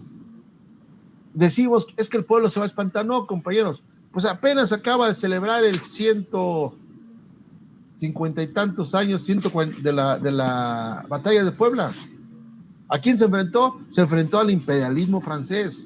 Nosotros tenemos que tener presente, vigente, la memoria histórica de nuestro pueblo. Eso es lo que nos va a ayudar entonces a organizarnos. No necesitamos rebuscar un lenguaje, nada más para pronunciarlo, neoliberales, compañeros, pronúncienlo. Seamos claros, el imperialismo se caracteriza por ser capital financiero, por someter a los países y convertirlos en semicoloniales, por dividirse al mundo, mercados y recursos naturales, por sobreexplotar la fuerza de trabajo y por desarrollar guerras imperialistas. Eso es el imperialismo, compañero. Y así, en síntesis, explicado al pueblo, el pueblo lo entiende perfectamente bien. ¿Por qué, compañeros? Porque tenemos memoria histórica. Porque el 13 de agosto se van a cumplir 500 años del arribo, de la invasión de los españoles europeos invasores que castraron el desarrollo histórico de su pueblo y todavía quieren quitarnos nuestra memoria histórica diciendo ahora somos pueblos originarios, que ahora los pueblos son mágicos y tantas cosas que son productos de la política del imperio, compañero. Ahí entra la UNESCO, ahí entra la ONU. La UNESCO es quien dice que hay pueblos mágicos y otorga ciertas cantidades para que esos pueblos no se desarrollen.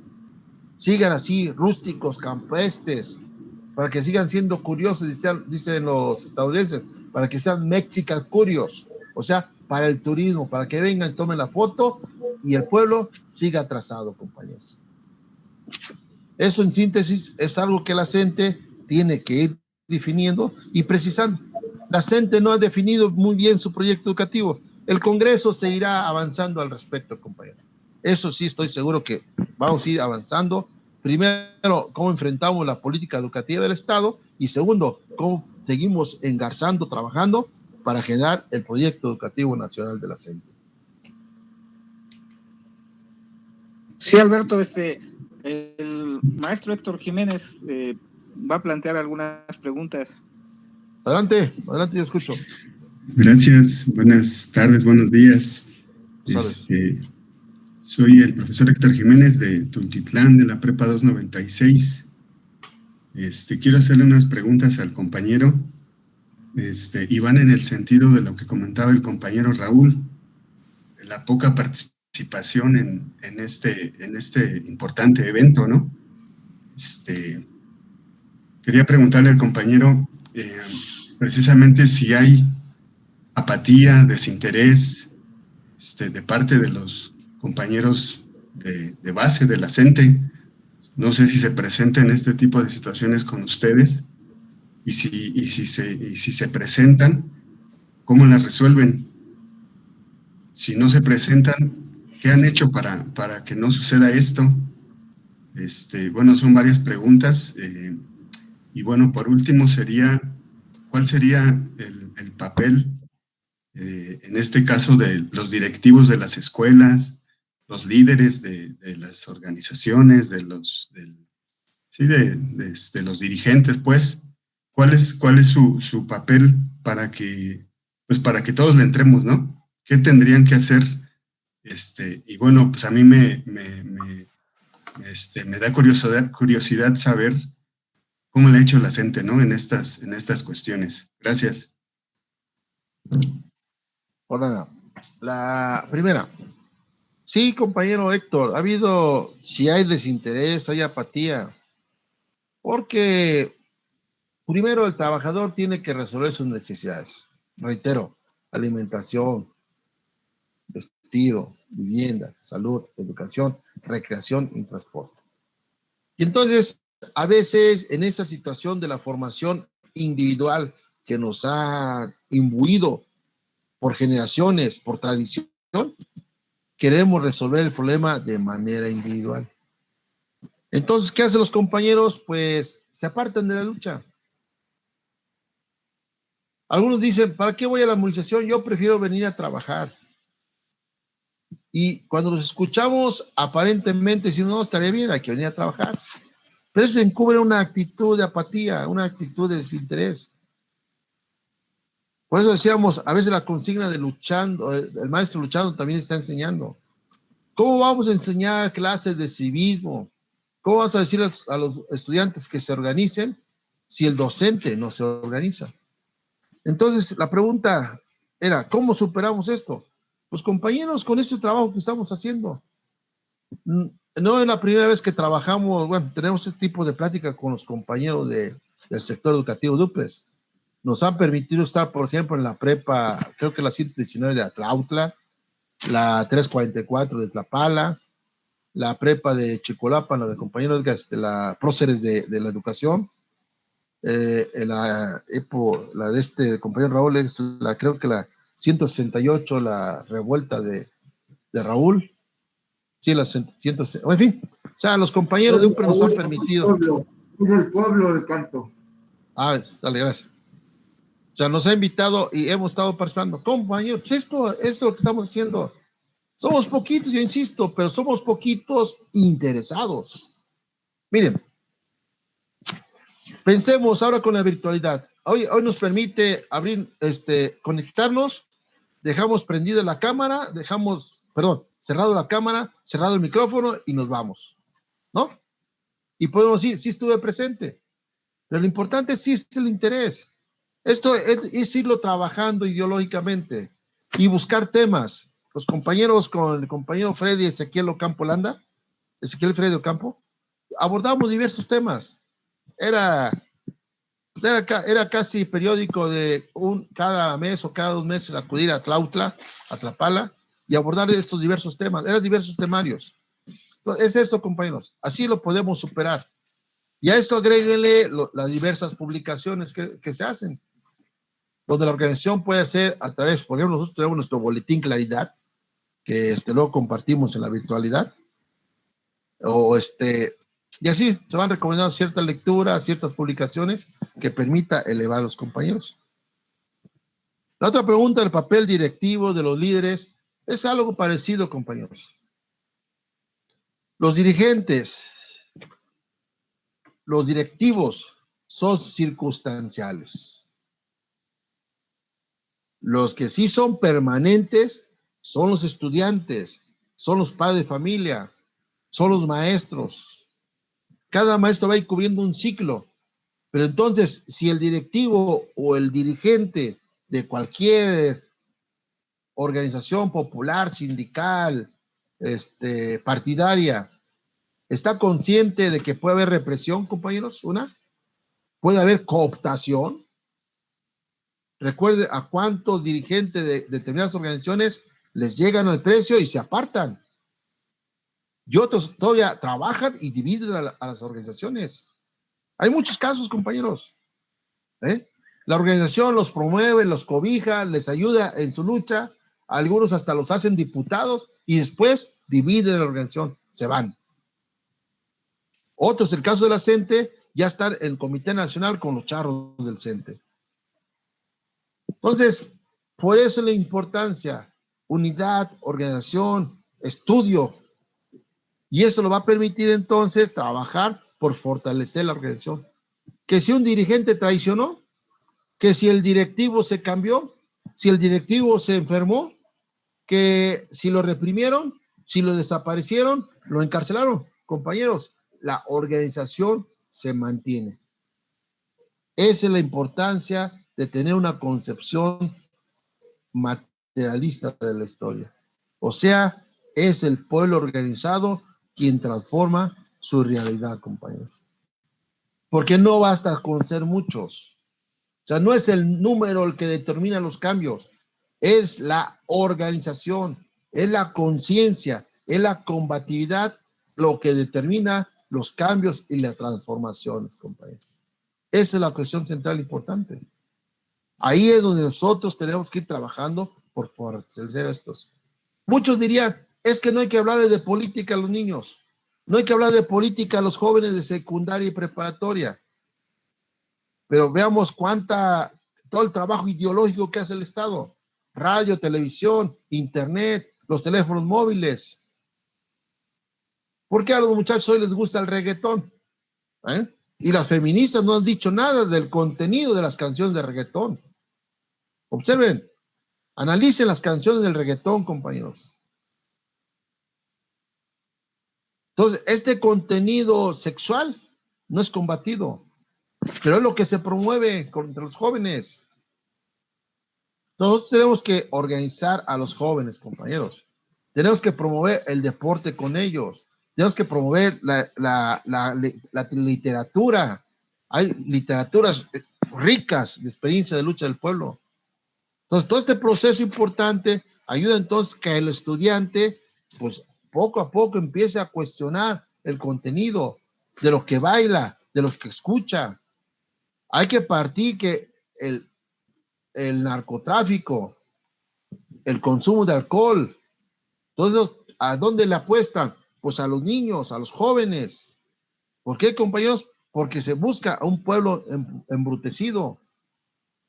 ¿Por qué creen que hay tantos expendios de cerveza? Pues para embrutecer a nuestro pueblo. Entonces, todo este proceso importante, empecemos a reeducar a los alumnos. Démosles opciones de estudio, opciones de deporte, compañeros. Y ese es el proceso que vamos a tener. Si nosotros no le hablamos de esto a nuestros alumnos, compañeros, el Estado lo hace muy bien. Tiene una diversidad de formas para controlar a esos jóvenes. A esos jóvenes son los que están mediatizando. A esos jóvenes que nosotros tenemos que platicar, cómo reeducamos. El asunto es cómo generas al nuevo hombre, o sea, al famoso sujeto histórico social. No, compañeros. El sujeto histórico social, el nuevo hombre, es un hombre con conciencia de clase, que aspira a transformar su realidad, compañeros. Si hablamos del docente, tiene que defender sus derechos. ¿Cuántos docentes, insisto, están a precarización laboral? Que se les acaba el contrato, ¿qué van a hacer? ¿Me van a contratar o no van a encontrar? Esa es una inseguridad, compañeros. El salario, la cuestión de los estudiantes, ¿cuántos jóvenes con capacidades, con inteligencia innata tienen que dejar de estudiar para incorporarse a la cuestión laboral? Entonces nosotros tenemos que partir de esto, compañeros. Ahí está la situación importante de cómo los directivos, los dirigentes, tienen que preocuparse por todo esto, compañeros.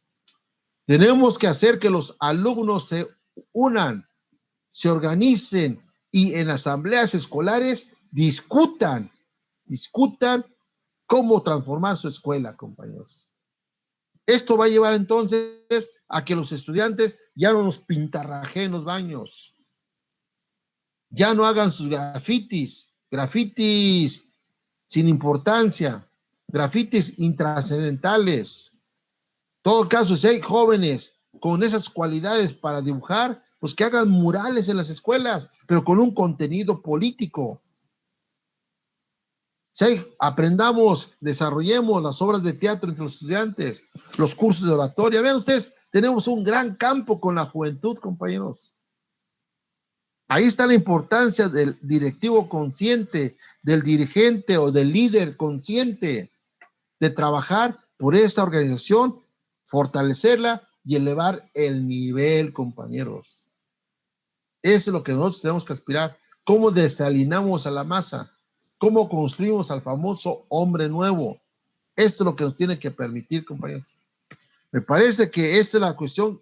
Uno, ¿cómo rompemos el desinterés, la apatía? A veces que dice el compañero, yo ya luché, ahora que vayan los jóvenes luchen, ¿no, compañeros? En los tiempos actuales, el de mucha experiencia, el de mediana edad, el de poca edad, poca experiencia, tenemos que estar luchando conjuntamente. Tenemos que comentar lo que tuvimos para que los jóvenes luchen porque ya se los quitaron. Hablamos de la cuestión de la jubilación. Hablamos de la plaza base. Hablamos del derecho a la sindicalización. Hablamos de la prima vacacional en julio y agosto. Vean, todo esto lo tuvimos, compañeros. Nosotros tenemos que comentarlo para que las nuevas juventudes, de alguna forma, capten todas estas cuestiones, todos estos derechos, compañeros.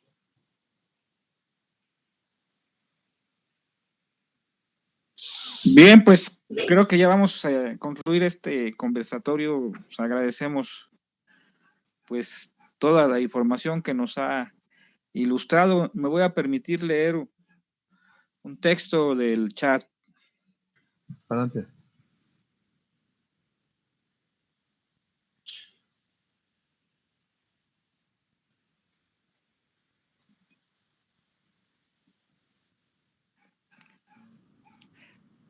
Dice Manu, se tiene que luchar contra el nepotismo interno, el interés egoísta e individual entre los que se dicen de un colectivo y organización, cuidar a quienes se apoya políticamente, investigar sus intereses e intenciones.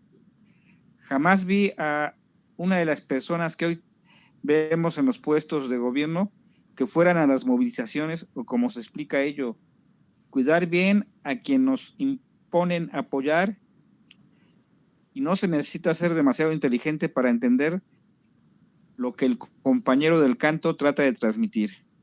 Bueno, esto es de la compañera Manu.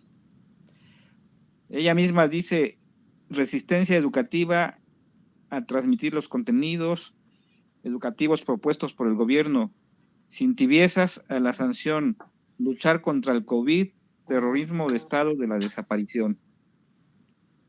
Es el comentario de la compañera Manu. Muy buenos comentarios. Yo quisiera del canto rápido así, porque ya Naranjo quería cerrar el evento. Yo rapidito preguntar 3 cosas. Dijera alguien por ahí, 3 cosas. La primera, ¿qué tuvieron que ver? ¿Qué tiene la gente? ¿Cómo repercuten los nombramientos de los secretarios del canto? 1. 2. ¿Cómo maneja la gente su escalafón interno? Es decir, para ascender los compas en la gente. Yo he visto algunas cosas, pero necesito saber de la boca de los compañeros. No es mismo ver que escuchar. Y lo otro, la posición de regreso a clases, ¿cómo lo van a ver ustedes? ¿Bajo qué condiciones vamos a regresar? Porque mandaron una especie de encuesta que ya contestamos y tenemos puntos de vista, pues lógicamente. Entonces, así para que ya Naranjo ya nos cortó la palabra. Entonces, que nos pudieras decir las 3 respuestas a estas 3 preguntas, ¿no? Gracias, del campo. O sea, hay pregunta, ¿a cuáles secretarios te refieres? ¿A los generales de los sindicatos o a qué los No, secretarios de Educación. Ah, bueno. Si te refieres al caso de Delfina Gómez Álvarez. De Delfina, de Esteban, de todos los que han Sí, mira. Ha habido. Hay que partir de que es un estado de clase. Entonces, todos los funcionarios que lleguen ahí, lógicamente van a aplicar la política financiera,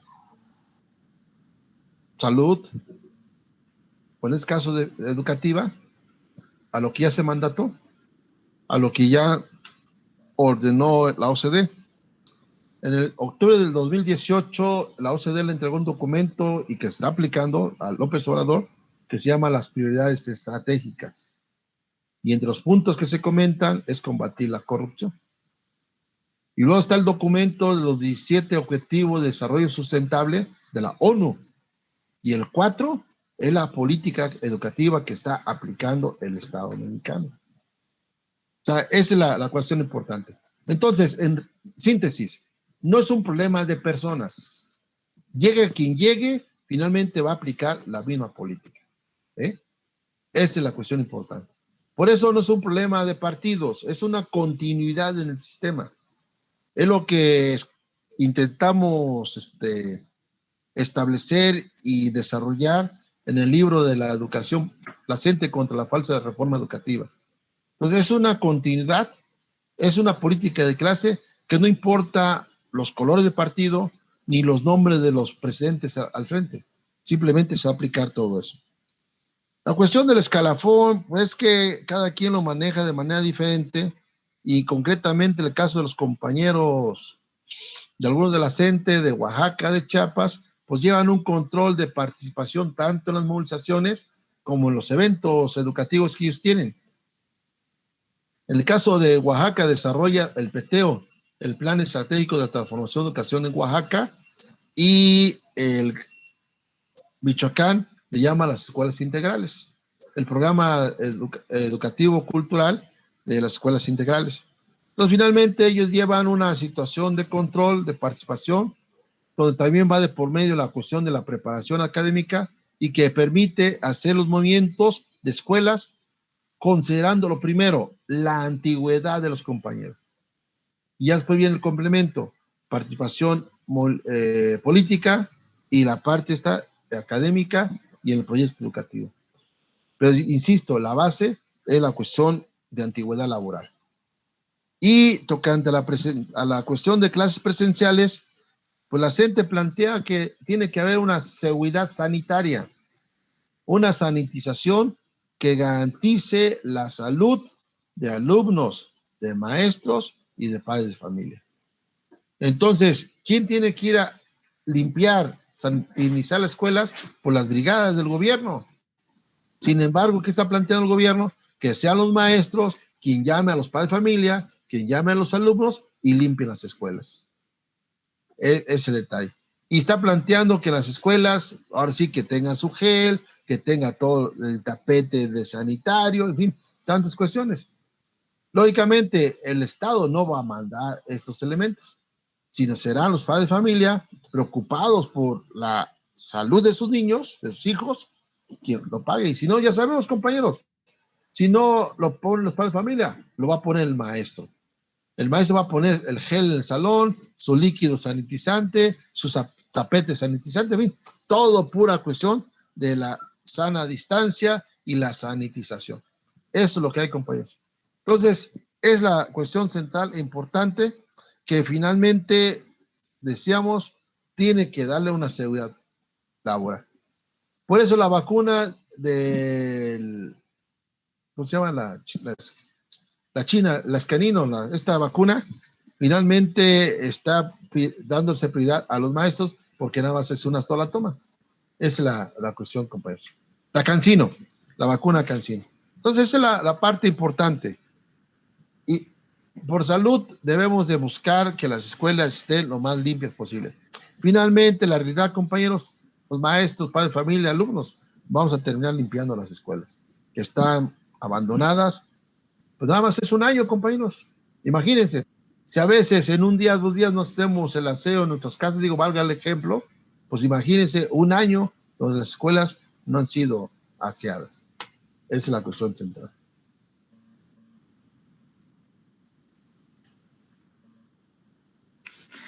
Bien, pues algún otro comentario, compañeros. Si me permite, profesor. Adelante. Bueno, buenos días, compañeros. Bueno, yo quisiera, pues, agradecer el esfuerzo que se hace hoy por este conversatorio. Yo creo que, como dice el profe del canto, pues hay que ver hay que fijarnos en los que estamos aquí. Tal vez deberíamos estar muchos más, pero por los que estamos, yo creo que podemos replicar este esfuerzo, llevarlo a nuestras escuelas y seguir trabajando en ello. Lo que se requiere en realidad es sumar, ¿verdad? Llevar este trabajo político, este trabajo de formación a todas nuestras escuelas y pues continuar con nuestra labor que como maestros tenemos. Yo creo que si nosotros simpatizamos por las causas populares, por el clasismo, pues es porque un maestro nos lo inculcó La mayoría de nosotros, yo creo que ese es nuestro caso, y pienso que este tipo de esfuerzos es el que debemos de seguir trabajando.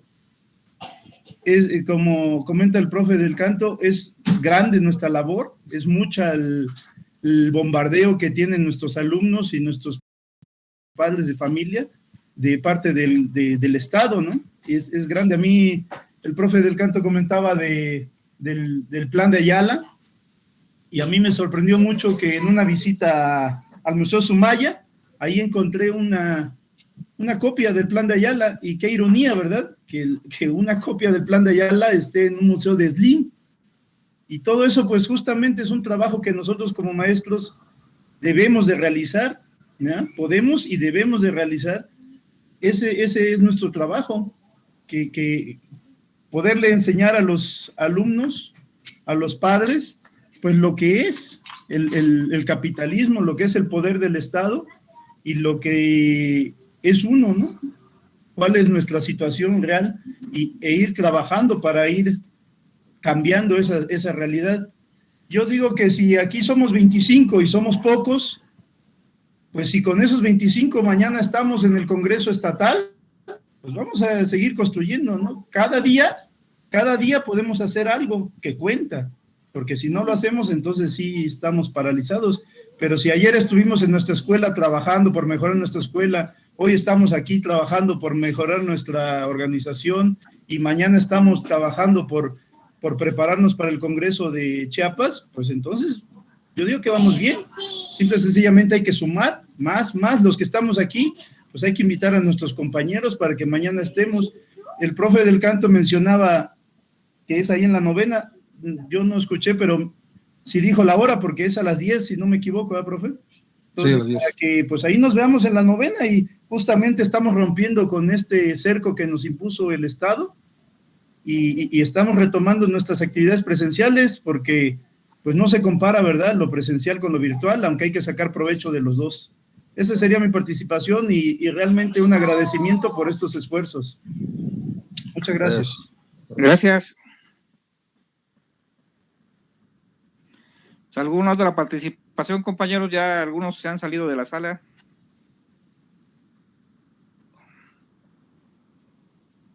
Pues ya queremos, partiendo de lo que comentaba el compañero Naranjo, que exactamente éramos más y ya somos menos.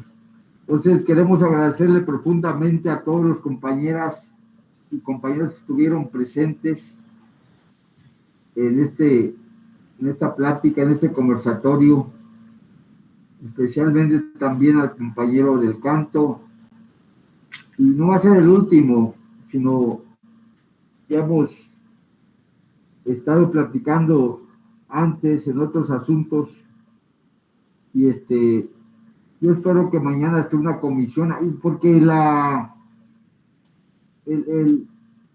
evento es mañana, el congreso, ¿no?, del CCI de la 36, sí, del Estado de México.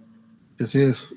Yo entiendo, ya salió la comisión que va a ir a Chiapas, por ejemplo, ¿no?, de aquí de la UPRES. Sí. Y yo espero que algunos compañeros se anoten ahí para estar en el Congreso, y agradecerte, Alberto del Canto, profundamente por esa experiencia, esas orientaciones que nos acabas de dar, porque pues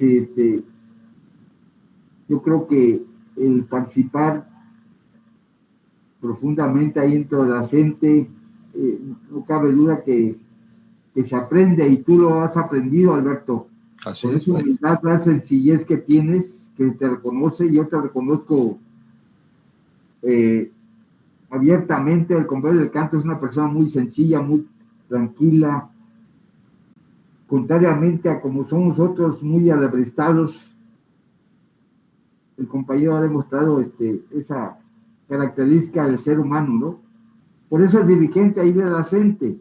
Entonces queremos agradecerle a nombre de los compañeros de la UPRES, y nos ponemos de acuerdo ahorita de canto